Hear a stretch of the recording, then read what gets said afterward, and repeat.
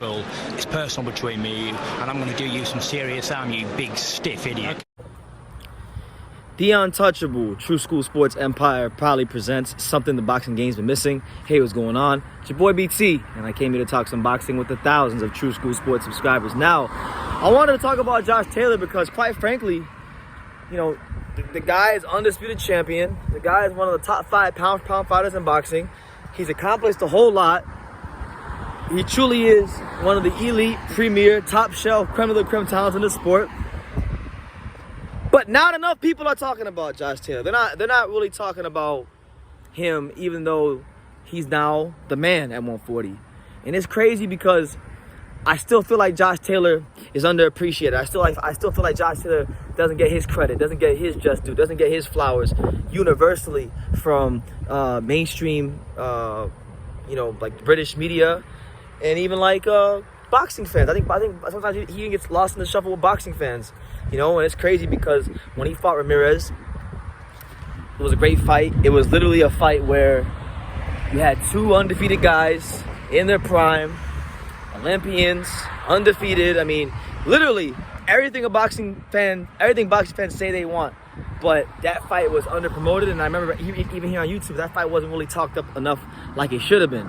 You know, so I think Josh Taylor, in my humble opinion, is a great example of when someone fights the best, does what he's supposed to do in great fashion, and still doesn't get the credit he deserves. You know, and I'm saying all this to say that, you know, he's fighting Jack Catterall, you know, his mandatory challenger that stepped aside so that the Ramirez fight could happen. And I just don't really see a lot of people talking about Josh Taylor versus Jack Catterall, and it really does make me sick. And maybe I gotta talk about Josh Taylor more, so I'll put it on myself to do that. But this fight with Jack Catterall, you know, all respect to Catterall, respect to any fighter coming up. Every fighter has a chance to make a name for themselves. But I've went ahead and I've looked at tape on Catterall. I've looked at what he brings to the table, and I'm gonna tell you guys this, and this is my honest opinion about this fight. It's gonna take a really, really colossal, big letdown for Josh Taylor to lose this fight. I really believe that. Catterall is a good fighter. Catterall is an established, tried and true, proven fighter at the highest level of the British level. He's been British champion. He's defeated and outboxed the likes of Tyrone McKenna and O'Hara Davies, and those guys are high-level British fighters as well.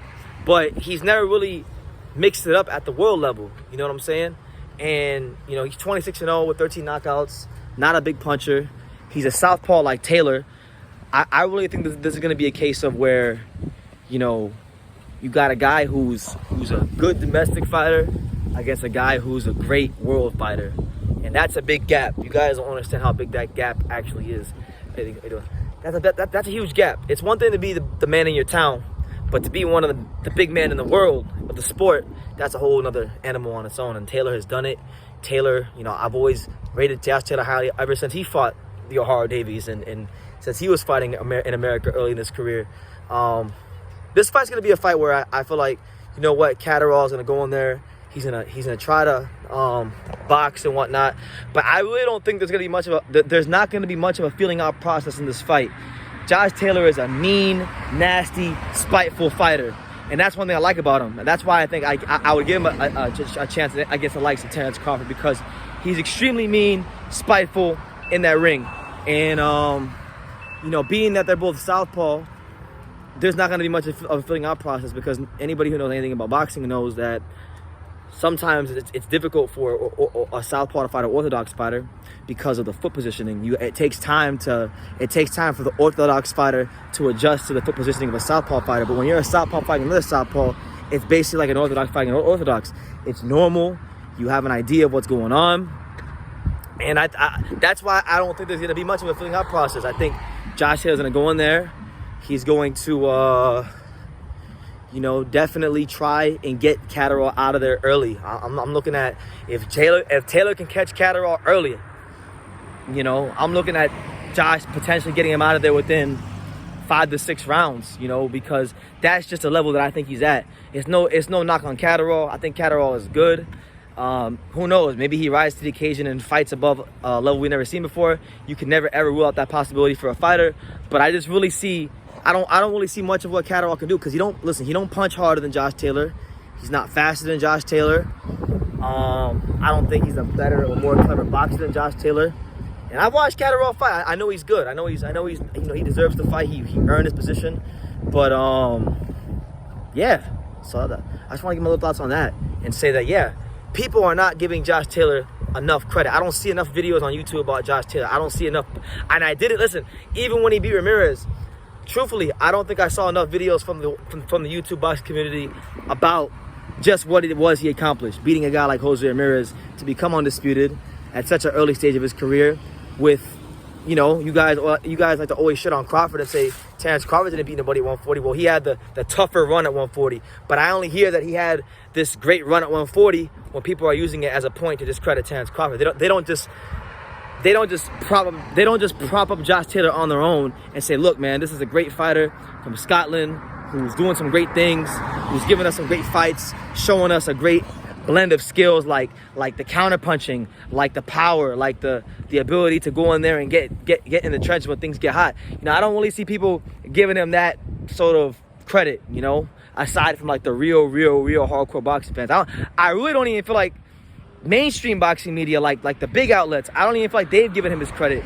And being honest, I think a lot of that comes down to just where he's from, which is Scotland, because Scotland isn't London, so he's not I guess as marketable, because I guess maybe Scotland isn't as big. I don't know if that's true, but like it just feels like from my American perspective, when I look at how fighters from like London are promoted versus like fighters from Scotland are promoted, I just see like a massive difference. So I think a lot of it is down to that. I think a lot of that is down to the fact that Josh Taylor, you know, he's not a politically correct person. I mean, he doesn't go out of his way to disrespect people, but he's not afraid to be himself. Maybe that's off-putting to some of the networks, and they want someone who's more like corporate and says the right things, like Anthony Joshua. But that's not Josh Taylor. Josh Taylor rolls how Josh Taylor is, and you know what? It is what it is. At least he has the integrity of being himself. But man, people, please, like boxing fans, channels, anybody who's watching this who has a channel, please. Start covering Josh Taylor more, especially if you're an American channel. Because all I heard when Josh Taylor was coming up, people used to always say, all the way up until the Ramirez fight, people used to always say, Josh Taylor's just another British fighter, and which is funny. They would compare him to like Billy Joe Saunders and all these British dudes that gets knocked out.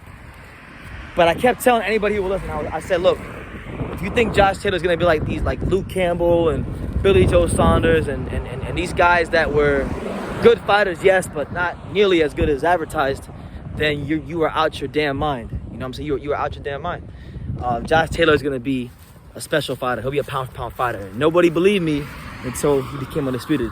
But now it's funny because he's become undisputed, and I from my vantage point, I just don't think universally he's been celebrated enough in boxing. And it makes me laugh.